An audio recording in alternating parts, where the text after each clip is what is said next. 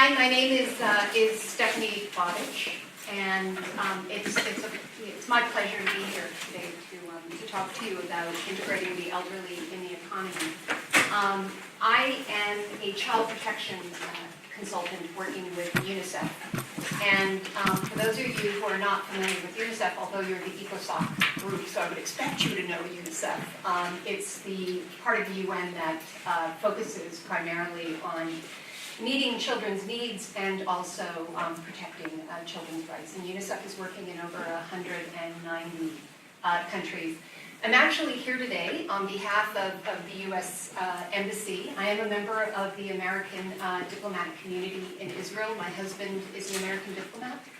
And also the other reason I wanted to come today to present is my son attends AIS. He's not in your group. He actually ended up with the U.S. Senate, which he wasn't exactly pleased about. But I did want to take the opportunity, given that I've worked with UNICEF, to come and do a presentation for you. So let's see.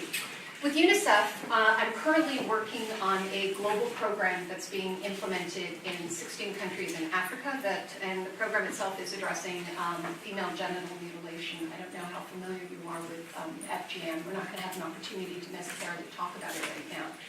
But the program I'm working on, we recognize that FGM is a harmful practice that is a human rights violation, because it's a violation of the rights of girls and women to remain healthy and intact, as well as a violation of their right to live a life that is free of violence,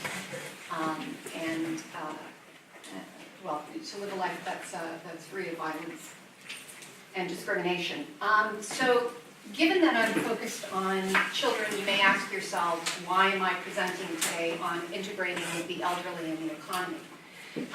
For most of my career, I've worked for the UN. I've also worked for international NGOs, and most of that work has involved ending poverty and promoting and protecting the rights of probably some of the most vulnerable populations in the world. And this may come as a complete surprise to you, but actually when I was doing research on the issue around the elderly and their human rights, there are similarities in terms of the kind of issues that children face and the elderly, because they're both vulnerable and marginalized groups. And specifically, when you look at the two groups, they're both experiencing some form of,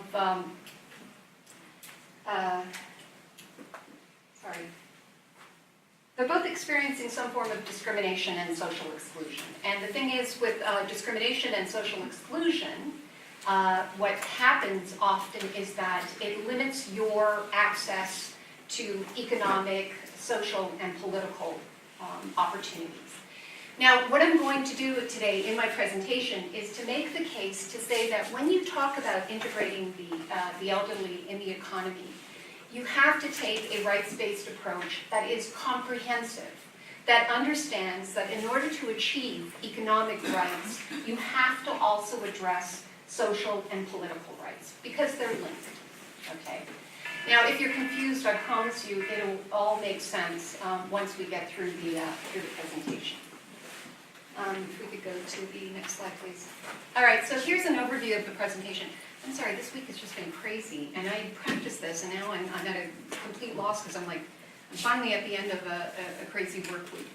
But in any case, an overview of the presentation includes, we're going to look at trends in population aging, also international human rights instruments. International human rights instruments are important because it gives you a sense of to what extent the rights of a specific group are protected. You know, whether there are instruments that provide protection. We're going to look at some of the human rights challenges that elderly people face. And then I'm going to share with you an empowerment framework that goes back to what I talked about earlier.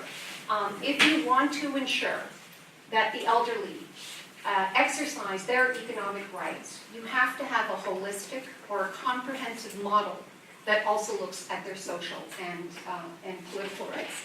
And then I'm going to give you a couple examples of successful programs, and then we'll go to Q&A. And I promise not to speak for more than 15 minutes. That'll give you an opportunity to ask questions.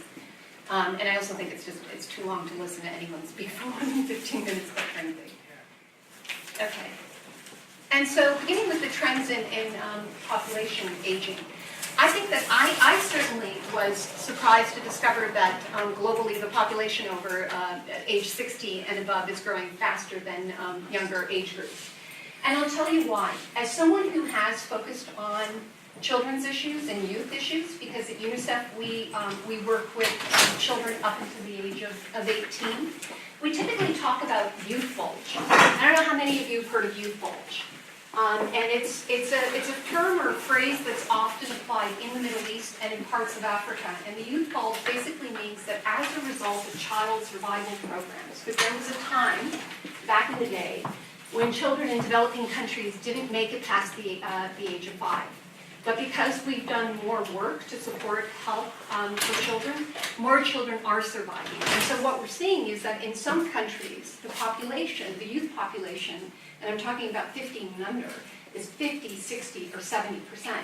But I think that what I didn't realize is that when you look globally, there are a lot of people who are 60 and above. And I think that what we're realizing is that, you know, in 2050, that will be the first time in history that there will be more elderly people compared to children, which again was a shocking statistic for me as someone who's primarily focused on children's rights.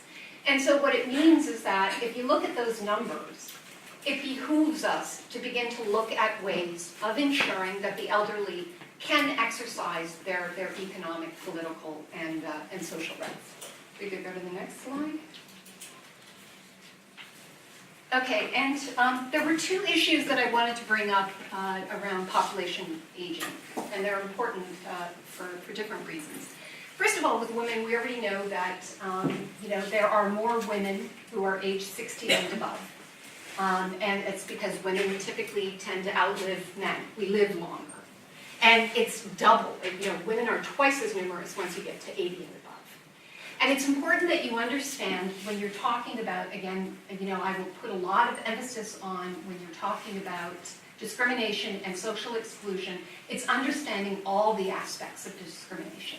So with women, okay, not only are they experiencing, or elderly women, not only are they experiencing discrimination or ageism, as they call it, as a result of their age, they're also experiencing discrimination because of their gender.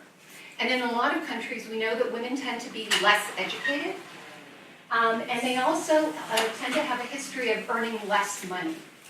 And so it's understanding what their specific needs are, because they are facing double discrimination, again, ageism and gender discrimination. The second issue, and this is critical as well, that is when you look at the you know, more than 2/3 of the elderly population, or the population 60 and above, they live in low and middle income countries. That's a huge problem. And the reason is that even if there is the political commitment to actually do something about ensuring that you know, older people can exercise their rights, once you start to look at policies and programs to address some of the issues we're going to discuss today, it costs money. You know, it requires significant resources. And the reality is, you know, a lot of countries are not necessarily, or don't necessarily have the resources that would allow them to look at ways of integrating the elderly in the economy. Okay, if we could go to the next slide, please. All right, so again, the human rights instruments, I felt it was important that we look at them. Okay, and you know, there are basically the two covenants. There's CEDAW, and there's also the Convention on the Rights of People with Disabilities. But at the end of the day, one of the things we know, or one of the things we realize, is that international human rights instruments do not necessarily have language explicit about the rights of the elderly. So that is a gap, a shortcoming. And it's something that definitely needs to be addressed, again, if we're going to talk about you know, a growing population, a significant population globally, because we're not even entirely clear about what their rights are. And it makes it difficult then to hold governments accountable by saying, as duty bearers, and according to international human rights law, you are expected to protect the rights of the elderly. Okay, if you go to the next slide. All right, so what I did is, I started to do a little bit of a literature review to look at what sort of literature is out there regarding the elderly, and discovered that the first Secretary General report for the UNGA on the elderly was 2010 or 2011, I can't remember, and I was actually a bit surprised that it was so late, or that it was so recent. Because again, this is an issue that has been growing over time, but it really does point to how marginalized the elderly are globally. And so, the four main challenges that they identify in the SG report, and it doesn't come as a surprise, they're things like discrimination, poverty, violence and abuse, as well as the lack of specific measures and services. And what they mean by specific measures are, again, policies and legislation in support of the rights of the elderly. And then some of the key areas that they identified that would help to respond to some of these challenges do include things like strengthening international human rights instruments, as I talked about earlier, so that you're clear what the rights of the elderly are as a way to hold governments accountable. Ending employment discrimination, and I think that right now as it stands, let me look at that. Right now, I think that Europe is probably, I no longer have it here. Europe is probably the only, the EU has developed specific laws that look at addressing employment discrimination based on age. There's ensuring access to quality health care, because of course the older you get, the more you need quality health care. And then participation in political life. And the reason for participation in political life is the idea that if the elderly are not involved in those processes, right, where decisions are made on their behalf, if they don't provide input, it's unlikely those policies will actually reflect their needs. Okay, so this is the empowerment framework, okay? And again, it's an approach that I've used, with different populations. Again, I've worked with children and youth, and I've also worked on gender equality and women's empowerment programs. And so, basically, what I argue is that if you want to integrate the elderly in the economy, you have to have empowered older persons. And the way to do that is a combination of interventions that, again, reinforce each other. The first one is around changing relations, because what we know is that one of the reasons the elderly experience discrimination and social exclusion is because of the way they're perceived in society. They're perceived as either being frail, or their minds are slow, or they're just, helpless. And so we really need to change that perception if there's any hope of integrating the elderly into the economy.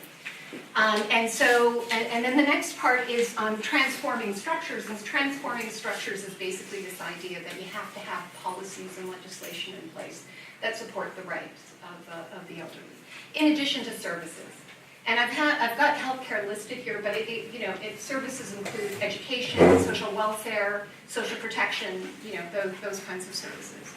And then the third, element of this empowerment framework is building agency. And building agency basically means supporting individuals to develop the skills and knowledge they need to be able to participate in a given society. And so if we go through the proposed interventions, and again, I drew a lot of these from the SG report on older persons. And so in changing relations, the idea is that you support participation in policymaking and economic life. And again, the idea is that we need to have elderly people at the table. It's the same approach we use for youth. We often say, you have to be at the table because someone like me is not necessarily going to understand your needs. We also need to focus on intergenerational relations, and that goes back to this, perception that, old folks don't have a lot to offer, and we should sort of just put them out to pasture. rather than understand that they could make a significant contribution to the economy. And I think, again, going back to looking at the numbers, I mean, it's going to have a huge impact, I think, on GDP, as an example, on tax revenue in a lot of countries, if you have a population that isn't actively involved or contributing to the economy. And then we also, ideally would promote civic engagement or volunteer opportunities. And the reason for that is I'm sure that some of you are encouraged to do civic engagement type or community type programs. You're encouraged to volunteer, because the idea is that if you're involved in civic engagement, you begin to understand what are some of the issues that your community faces. It gives you an opportunity to then develop some solutions in response to those challenges and issues, and then working collectively to address those challenges in your society. So what it does is it also puts the elderly in leadership roles, because again, we have a tendency of, once you reach a certain age, it's almost like you move out of public life, and we want to bring the elderly back into public life. This is pretty straightforward. Again, we need the international instruments, because the international human rights instruments would then inform, national policies and legislation around the rights, elderly rights. Healthcare is pretty straightforward. And then in building agency, this was an interesting recommendation, which includes promoting lifelong learning and education for older persons, because the idea is that, given the changes that often happen within the labor market or within financial markets, you need to keep your skills up to date. You need to understand the new technologies that are being introduced. And so, most societies, as you know, once you finish university, that's pretty much it. You may take a course here or there. But this is a really interesting concept in terms of ensuring that there are lifelong education opportunities for older persons. And then also, part of, when we talked over here about fostering intergenerational, relations, and the idea that society needs to change its perception of the elderly, I think similarly, we need to help the elderly change their perception of their role in society, and build their self-esteem and understand that they play a critical role in building or growing the economy. Okay. The next slide, please.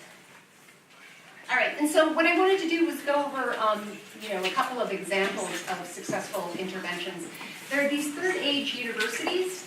It's a model that's used worldwide, but in China, what's interesting is that they've set it up, using different technology like television, radio programs, the internet, classroom teaching.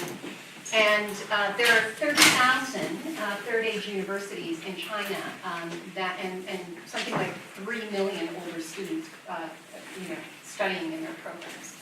The next slide, please.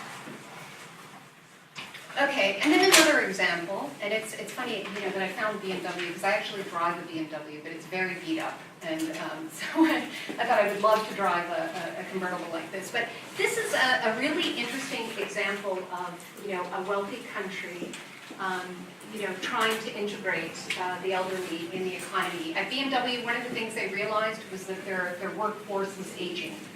And there was concern from younger workers that older workers would slow down the production process. And so what they decided was to, make some tweaks, and it cost about 20,000 euros, but at the end of the day, they noticed a 70% increase in productivity, which is huge. Okay, next slide, please.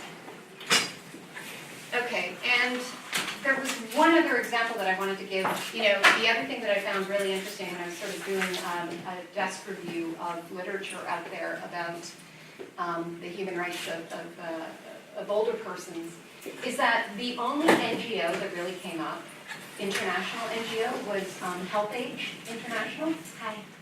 And HelpAge International, interestingly, had set up a program in 59 countries where they were supporting civil society organizations that were advocating for the rights of older persons.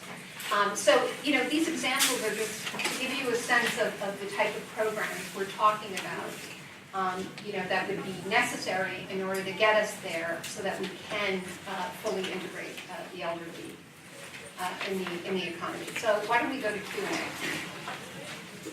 Yes? So there was like a slide before where you explained how the populations are aging, and by 2050, a specific percentage of the population is going to be over 6 years old. So because of like, you showed us like a bunch of solutions about integrating the elderly, but would you think that it's maybe a good idea to maybe kind of not incentivize, but like make people, I don't know, produce more youthful, people, like increase the youth population also as a measure against the aging population, just in case? Okay, that's a good question, but what I would say is it's not an either or. Okay, and I think that, going back to sort of my own experience with countries that have what they call a youth bulge, because some of the countries in the Middle East, because there's such a high percentage of the youth population, there's also high unemployment, which is a problem. And I would say that it's getting the attention that it deserves. So the idea is that when you integrate the elderly, it's just looking at the ratio of the population. If 1 in 5 people are over the age of 60, again, it behooves you to figure out ways, if they want to keep them active in the economy. Because again, my concern when I saw those numbers, seriously, I was shocked, because I've always been focused on youth populations, and I think the only continent that's not going to experience this huge growth, within the elderly population is Africa.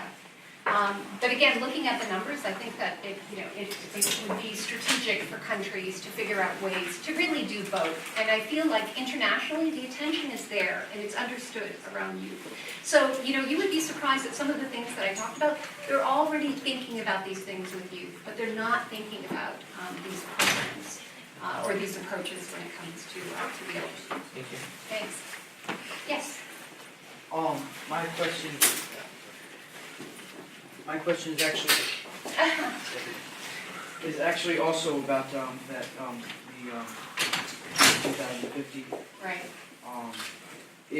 I was wondering how by 2050 there will be more people that are over 60 than not. I was wondering how that type of thing is measured. How that type of thing is measured. That's a very good question. You know that the UN does, hang on, I'll give you the exact report where I pulled up the data. It's from the World Population Prospects 2017, and it is produced by ECOSOC, the Population Division. And so they do it on an annual basis, because it is important that on an annual basis, especially given the fertility rate in some countries, that you understand what the population growth is looking like. And when I saw this, you know what my guess is? Again, one of the reasons we're experiencing the youth bulge in some countries is because of child survival programs, especially in developing countries back like even 20 years ago. It was shocking to see the number of children who didn't make it past the age of 5. And it was often, preventable diseases that if they'd been addressed on time, those kids would have survived. I also similarly think that one of the reasons we're going to have so many elderly people and such a dramatic shift in demographics has to do with family planning, with reproductive health, and access to birth control. So it means that women, we are seeing decreases in fertility. And so I think that's one of the reasons that you then have that older population that is what it is, but we're seeing a decrease, say, in fertility with a lot of women. Yes?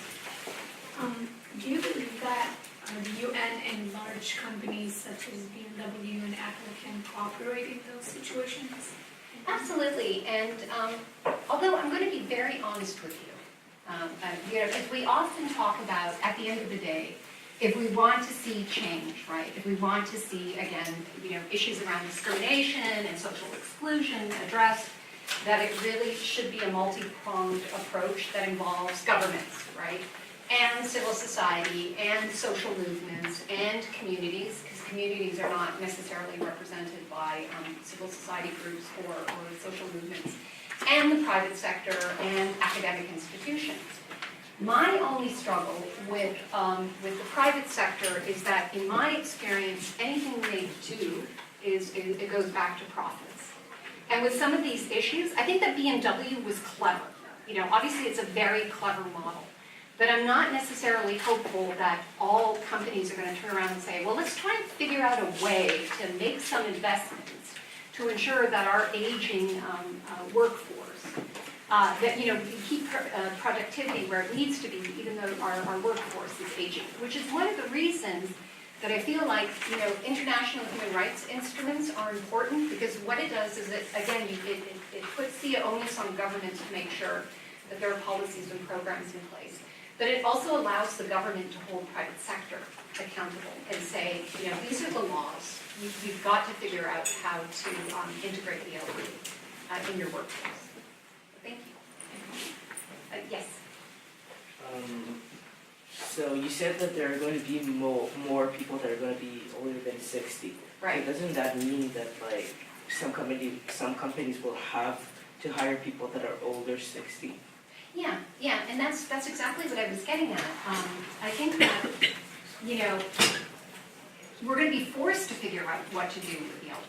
Because I think that if we don't, again, you know, we could potentially experience a decrease in GDP. It could potentially affect, I think, that the standard of living in some countries. I mean, they're going to have to hire them. Yeah, exactly. And the CEO right now, like, might stay or give the position always to older people. Right. At some point, there's going to be like understanding of people going to say, wait, that's what's going to happen. We have to do something about it. Right. And I think the other issue is that, again, in the same way that more children are surviving, you know, people are living longer because we're improving healthcare systems.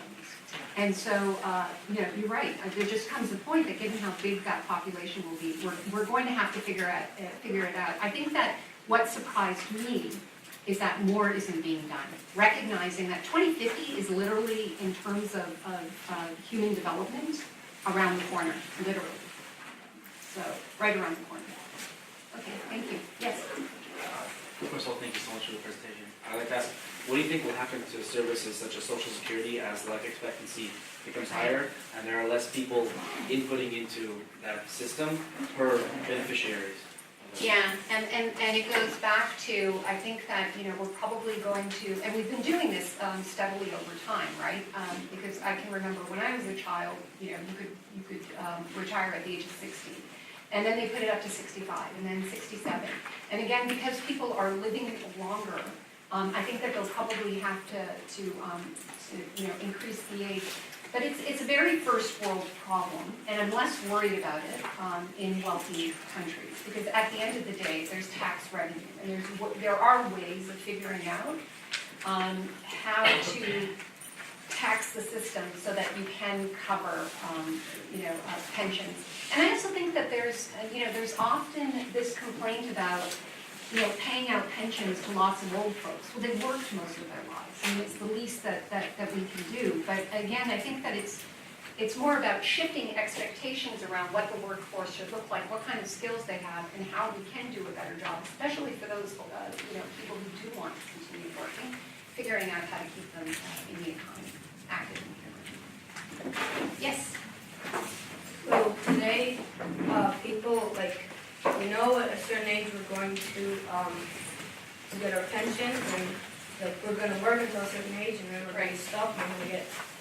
So if people are going to do future work until they're much older, like because they're living longer, how do you think that's going to affect like what's happening, like what happens in earlier life? Like if today's school student, so he's going to go to school, he will go to university, he'll qualify so that he'll get to 60 years and retire. So how as the age goes up and your life goes up, like how's that going to affect the younger levels in life? You mean the younger population? No, not the younger yeah, the younger population, but not like how is it going to affect the stages in life generally? I don't think I understand the question, and it may be just me. So what is it that you're asking? You're saying that, okay, so if we have more people in the workforce, working in the economy at an older age. People are working until, like, later, like, Right. people are, it's gonna change the whole model of life. Right. So if you have any idea of how that might change, I don't know how school is seen, like how people are seeing the importance of school or the importance of a job. Like, if you have any idea of how, if it could affect that. Yeah, no, I get it. And I think that it's not so much how it's going to affect life stages other than the older population. I think that what we're going to see are significant changes in the kind of models around service provision. And again, this idea that we generally tend to, at least, in wealthier countries or in the West, we generally tend to finish university and that's it, go off and work and then you retire and you're done, right? But I think that because it's such a huge number, we're really going to have to figure out how to make changes. And so as you talk about life stages, I think it's going to change the later life stages less so than the younger population, if that makes sense, if I'm answering your question. Yes? The situation of elderly in developed countries is extremely different than the situation of elderly in the developing countries. When in developed countries, they want to work but people don't hire them. In developing countries, they must work because they don't have any pension plan. So is there even any organization that deals with elderly in developing countries? That is an excellent question, and I don't know that I can necessarily answer it, but it does point to an issue that has been relevant with women for years, okay? For years, women were providing child care, but they weren't being compensated for it.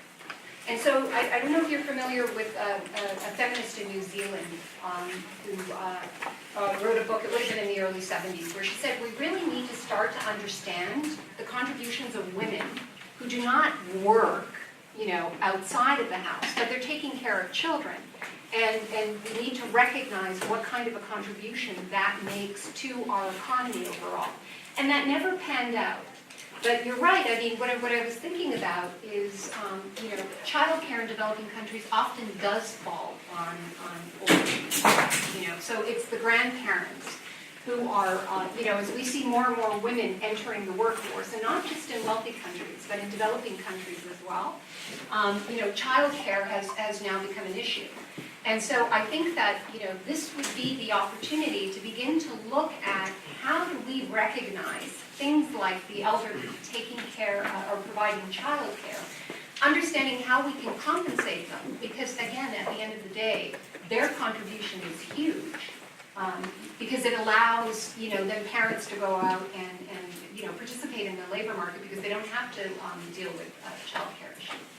So I don't necessarily know, but I imagine that, again, that model is something we're going to have to start to look at again. Yes? How come senior citizens, especially in democratic countries, aren't so involved with this issue when they form such a large voters base? I know that's a fascinating question because, in the U.S., at the midterms, that was the first time that I actually paid attention to demographics, voting demographics. And the reality is, the older you are, the more likely you are to show up and vote, right? But I think that part of the issue is that, number one, if you look at the states, right, when they talk about people like Joe Biden running for 2020, like he's old, he's in his 70s. His mind works well, but that's an example of ageism. Or even Bernie Sanders, people are like, he's too old to run. So, yes, they vote, they're a huge voting bloc, but I think that, ultimately what happens is that because, some of the examples that I provided, there aren't these formal mechanisms for soliciting input from the elderly. And I think that's one of the reasons that, say, with the civic engagement, and also, facilitating their participation in the political space is to ensure that they then can begin to inform policies to address their needs and protect their rights. Because again, I think that what is universal, and it's a little sad, is that pretty much, across countries, there is this perception once you hit a certain age, you're of no use to society anymore. And, in some of the countries I've worked in, including in Eastern Europe, you'll hear, because of course it's always an older woman who's out with her husband who's like, I'm just waiting to die. That's pretty much, what I do these days. And we really have to, again, change the way people perceive the elderly, but also change the way older people perceive their role in society. Okay? What's funny? Okay, bless you. And yeah. So you said that the number of older people is starting to increase, which means they have to be more active in the society. But elders at 60 ages and up, and more, it will be harder for them to keep, to let them be all the time active, and to let them work in different types of workplaces, and like the hard ones, okay, the hard ones. So what do you think is the way that we can let them active, but with the increasing in their age?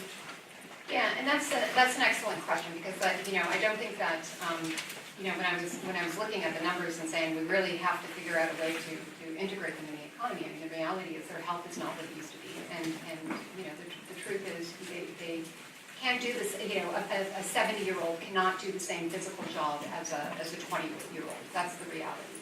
But I think that it's a combination of working with employers to identify those jobs that elderly people can fill. And so the expectation isn't necessarily, I think that when we talk about, integration of the elderly in the economy, we also have to talk about how we're going to make adjustments to the economy in terms of the kind of skills we're looking for, in terms of the kind of positions they can fill. And I think that, again, we do this with youth all the time. We do an analysis, a market analysis, and we try and figure out what the kind of skills, companies are looking for, and then figure out how to build those skills among youth for job placement. So to me, I think that we would take a similar approach with the elderly, which is trying to figure out, where there is space, within the labor market for them to work. Thank you. Any more questions? And I'm so sorry I stumbled. Speaking of working for the UN, don't work for the UN. Because, what's been interesting for me is, back in the day I'd work at an NGO and we had very discrete roles, you know what I mean? But at the UN, everyone complains about it's so expensive, and I'm like, that's so not true, because it's a tiny team. And we're working in 16 countries, and so right now I'm on the annual reports. If you check out the UNICEF Child Protection Annual Report and look up FGM, it's the report that I write. And so what happens is I have to write 20 pages, and then I'm lucky if they pull a paragraph out of the writing. And talking about getting old, I'm getting old, and I'm tired. So, sorry, I wasn't. That's the person asked, actually. Don't ask me how old I am. Because I stopped saying at 38. So we're going to spend the next day and a half trying to integrate the elderly.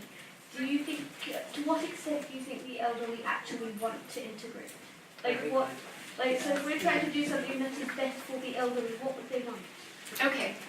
I would say that much like community-based approaches to development, in other words, like if, there was a huge USAID project, it's a US government funded project that I worked on in Egypt for girls' education.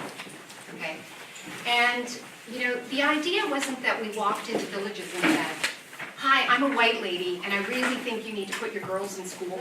You cannot have that kind of paternalistic, or what I would call paternalistic, or a top-down approach. It's probably a better word for it. The top-down approach, where we're going to say, "Okay, all you old folks, starting today, you got to go out and work." That's not going to be the approach. I think, again, that's why it's critical that when you talk about integrating the elderly in the economy, you look at the different aspects that include changing norms and attitudes, which is huge. So going back to, sort of community-based models, the idea is that you start to have a dialogue with the affected community, and you begin to sort of critically reflect on some of your practices. And then you also begin to talk about how would we benefit if we were to introduce these changes. So I think it's a long-term process, and it does require engaging the elderly.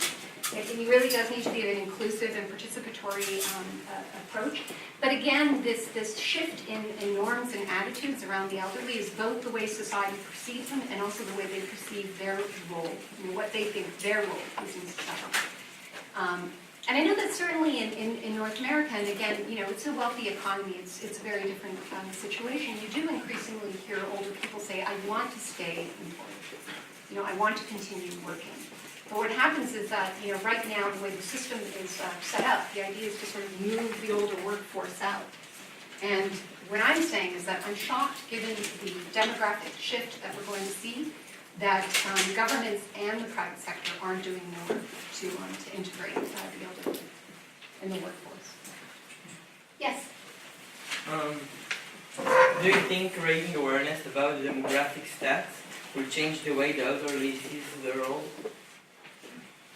That's a really interesting question, but where my mind went is because in FGM right now, we're facing a demographic shift where we're seeing younger populations, a huge population growth in some of the African countries where FGM is most prevalent.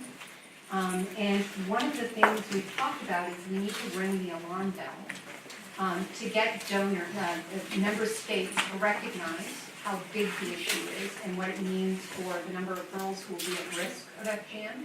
But it's also getting them to invest in programs that will address this growing population.